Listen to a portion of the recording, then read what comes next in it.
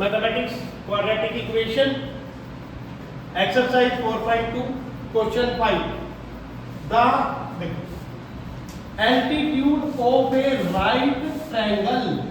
ये वाला ट्रायंगल सबको बनाना आता है? आता है। ऐसे बनता। सही जवाब राइट ट्रायंगल है या नहीं है? किसने बोला एल्टीट्यूड? एल्टीट्यूड क्या है? परपेंडिकुलर को क्या बोलते हैं? एल्टीट्यूड। कितना एल्टीट्यूड है? 7 सेंटीमीटर। नहीं, 7 centimetre less than its base. Altitude जो है वो 7 सेंटीमीटर कम है। किससे? इसके इस बेस से। तो बेस को क्या मानेंगे? Let base will be x। तो एल्टीट्यूड मतलब परपेंडिकुलर, एल्टीट्यूड मतलब perpendicular equal to x minus 7। बात समझ आई नहीं आई? आ गई? x माइनस 7 पता लग गया कि हमने फिर पढ़ लेते हैं। एल्टीट्यूड मतलब यहाँ पे लिख देता हूँ एल्टीट्यूड, जो क्वेश्चन में बोला वो भी लिख देता हूँ। Altitude equal to perpendicular equal to x minus 7 y। Right angle का एल्टीट्यूड है इस मतलब है 7 centimetre less than its base. Base को फिर मानना पड़ेगा ना, base let base will be x और एल्टीट्यूड x माइनस 7 दोनों आगे। अब हमें एक दे दिया हाइपोटेनियस। सबको पता है हाइपोटेनियस एरिया कितना? कोई दिक्कत ही नहीं है, आपके सामने है सब कुछ। इस क्वेश्चन को पढ़ के पहले फिगर ड्रॉ किया, फिगर ड्रॉ करके दो स्टेटमेंट बनाई, क्योंकि बेस उसने दिया नहीं है तो बेस को मुझे मानना पड़ा x। अब परपेंडिकुलर एल्टीट्यूड होता है जो इसने बोला 7 सेंटीमीटर लेस देन है, 7 सेंटीमीटर कम है। किससे? बेस से। तो बेस में से क्या कर दिया? 7 माइनस। अब इसकी एक प्रॉपर्टी है, वो प्रॉपर्टी क्या है? Pythagoras theorem. ये थ्योरम 8th क्लास में आ जाती है। पाइथागोरस थ्योरम 8th क्लास में आ जाती है, यानी कि बाय पाइथागोरस थ्योरम। क्या होती है? हाइपोटेनियस का स्क्वायर इक्वल टू बेस का स्क्वायर प्लस हाइपोटेनियस मींस 13 का square equal to base means x का square plus perpendicular means x minus 7 का स्क्वायर। बताओ अब सारी बात क्या हुई? हमारी स्टेटमेंट 10th क्लास के चैप्टर में है 4.2 एक्सरसाइज में, लेकिन टॉपिक कौन सा अप्लाई हुआ? 8th क्लास की पाइथागोरस थ्योरम, और ये 9th में भी आती है। अब अगर टॉपिक a माइनस b का whole square polynomial 9th class के चैप्टर में, x square plus x square एक पूरी इक्वेशन बन गई। ये 9th क्लास के चैप्टर में 4.1 के पहले क्वेश्चन में ही सारी चीजें। तो समझिए अब कितना जरूरी है 8 से लेकर 10 तक पहुंचने के लिए मैथ भी खास है। 13 का स्क्वायर 169, x का square x square plus a square x square plus b square 7 का स्क्वायर 49 माइनस 2 7 या 14x। आया नहीं आया? अब इस 169 को उधर ले जाओ तो x स्क्वायर और x square 2x square minus 14x plus 49 और 169 उधर जाएगा प्लस का तो माइनस का 169 equal to 2x square minus का 14x। अभी दोनों को सोल्व करने पर माइनस का आएगा क्योंकि माइनस का 169 ही बड़ा है, तो 9 में से 9 गए 6 में से 4 गए 2 1 इक्वल टू 0। ये 2 से 2 इसमें 14 में भी 2 इसमें भी 2 कॉमन आ रहा है। x square minus 7x minus 60 equal to 0। तो 2 उधर जाके 0 हो गया, खत्म। 60 के ये 1 है, 1 into 60 1 into 60 इक्वल टू 60 के ऐसे फैक्टर मल्टीप्लाई करूं तो 60 आए और माइनस करूं तो क्या आए, माइनस करूं तो 7 आए। तो 12 5 जा 12 में से 5 गए, x square minus 12x plus 5x minus 60 equal to 0। ये क्वाड्रेटिक इक्वेशन बन गई जो 8th क्लास में थी, 9th क्लास में थी, उसका सॉल्यूशन हमने ये कर दिया। अब इसमें factor x minus 12 plus 5x minus 12 equal to 0। x minus 12 बाहर आ गया, x minus 12 x plus 5 equal to 0। बात समझ आई नहीं यहाँ तक, कोई दिक्कत नहीं। अब देखो x माइनस 12 इक्वल टू 0, तो x equal to 12, positive value x, तो इसका बेस 12 सेंटीमीटर आ गया और इसका परपेंडिकुलर 12 माइनस 7 5 सेंटीमीटर आ गया।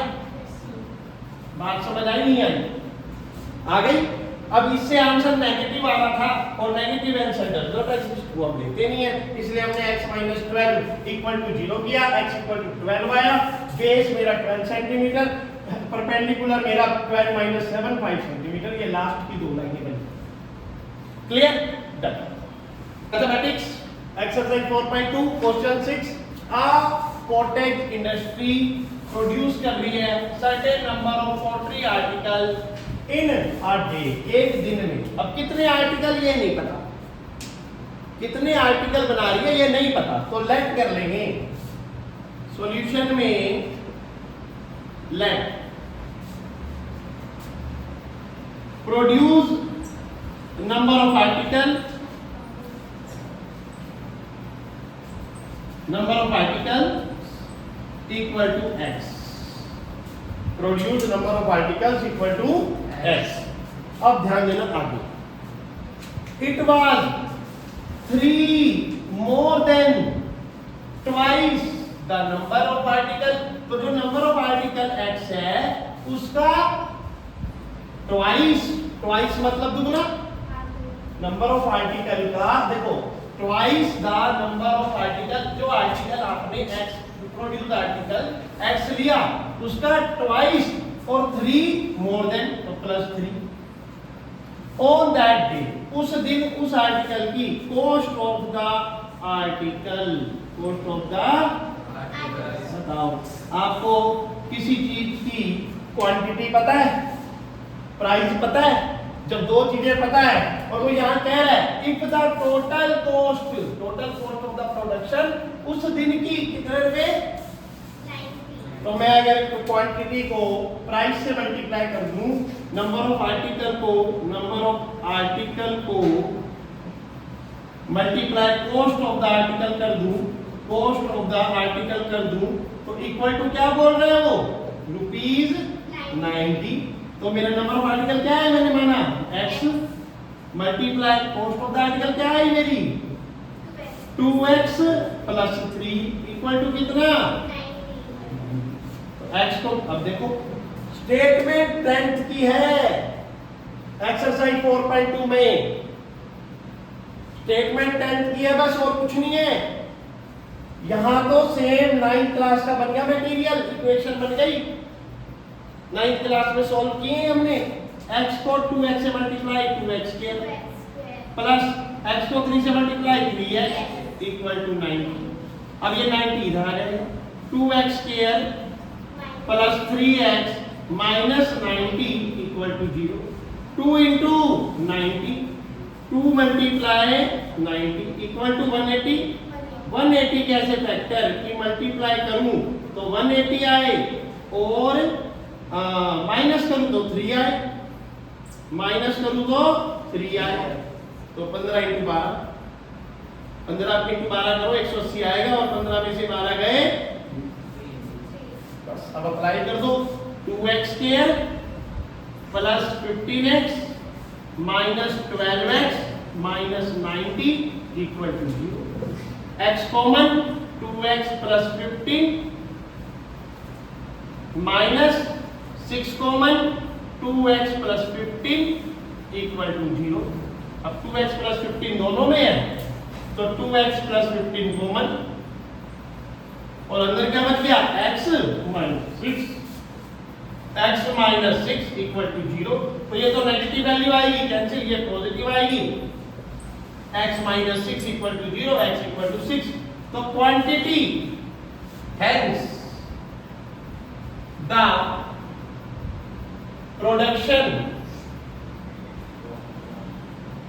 of the article in a day, article in a day equal to 6।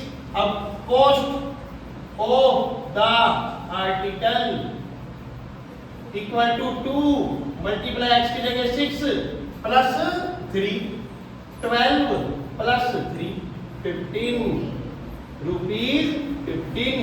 तो cost of the article हो गई आंसर, और क्वांटिटी 6, मतलब एक दिन में वो पोल्ट्री आर्टिकल 6 प्रोड्यूस कर रहा है और उसकी कॉस्ट ₹15 है। 15 into 6 करो, 90 का आंसर आ गया। 15 6 90। हेंस प्रूफ जो बात उसने बोली कि ₹90 है एक दिन की कॉस्ट, बिल्कुल है। कैसे? ₹15 को 6 से मल्टीप्लाई करा, 90 मिला। मतलब आप समझो 10th में प्रॉब्लम कहाँ है?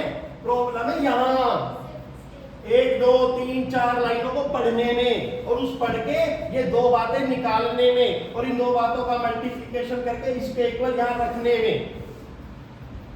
आगे तो क्वाड्रेटिक इक्वेशन बन गई। 8वीं क्लास में ये सॉल्व किया, फैक्टराइजेशन 8th क्लास में सॉल्व किया, 9th में सॉल्व किया, 10th में भी यही चीज है। अब ये डायरेक्ट ना देकर वो स्टेटमेंट में दे रहा है। बोर्ड एग्जाम में एम करके important most important question 4 marks का आता है, और यही बच्चे 90% बच्चे इसे रॉन्ग कराते हैं। रीजन बता दिया कि भैया ये स्टेटमेंट तुम्हें जब इंग्लिश मीडियम पढ़ते आ रहे हो बचपन से अब तक, लेकिन इस मैथ की स्टेटमेंट से डरते हो। क्यों? क्यों पढ़े ढंग से? क्या रिक्वायरमेंट है? चलो नोट